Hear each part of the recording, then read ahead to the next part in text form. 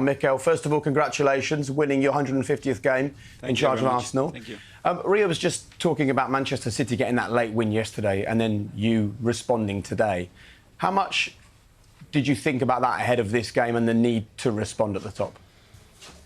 Well, obviously, we want to get back and being at the top, but obviously the competition is so difficult in this league. The job was for us, I think the challenge for us was to come to this stage against the top team in the league and play and perform the way we've done today and deserve to win the game, and the boys did that. Well, all the guests in the studio have been talking about what impressed them the most with Arsenal today. What impressed you the most?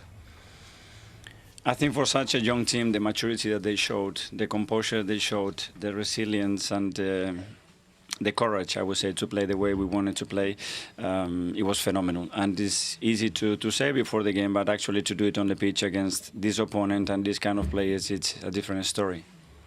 Mikel, it's Rio here. Great result today. The scenes at the end, there seems to be a real belief, a togetherness that's kind of built in this team now. Are you feeling that from within as well? Absolutely, we've been saying that for a while, but obviously winning in these stadiums against these opponents, I think, is an extra thing. I think it's another step for this team, for this player to keep believing that they can do it. They can do it in under pressure and against big opponents, and we have to enjoy it because what they've done today, I think they deserve a lot of credit. Boss, Martin here. Just wanted to say, first of all, congratulations. I thought the team was brilliant again today. Lots of talk about the number 9 playing for Chelsea today, but Jesus, his performance, I mean, we're just talking here, he covers every blade of grass, and the example he sets those players, you must have been really, really pleased with him. The energy, the belief that he transmits to the team is just phenomenal. That's, in my opinion, his biggest quality. His all-around play today, I think it was phenomenal. How he competes, how he holds the ball, the movement, the anxiety that he creates in the backline, the uncertainty that creates for the opponent, is something that takes us to a different level, you know, and we said that from the beginning, and he's done it today again. He didn't score, but what he did for the team, I think it was outstanding. Mikel, it's Rio again. Just another thing we touched on just shortly after the game was the way that you kind of dominated the opposition today without the ball, in the way that you pressed them.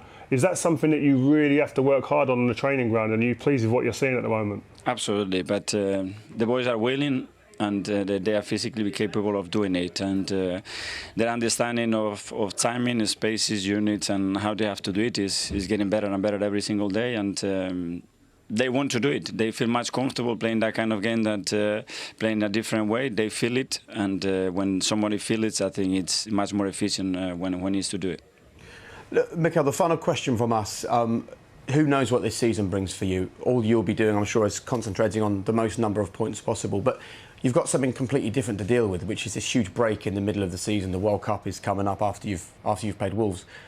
What are you planning? Because I know you're a man that plans for everything. What are you doing to make sure that this World Cup doesn't sort of cause too much disruption and derail the form that you've found? That plan is not finished yet.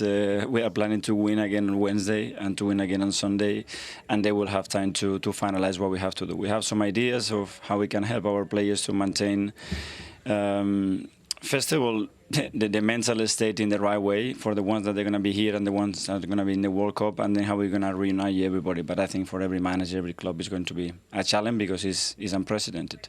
Is communication the key for those players, especially that aren't with you? Yes, and try to maintain them involved, but at the same time, you know, they have to focus on the national teams, and they won't have time to do that after next week, and we cannot be too much on top of them because we don't want to add pressure. We're going to give them support and hope for the best, and I will see what the future brings. Good man. Well, look, one more game before the break, and then I would say enjoy a bit of time on the beach, but knowing you, that won't be part of the plan. It is actually part of the plan, yes. Thank you, guys. Thank you very much. Excellent. Have a good Christmas. Thank you.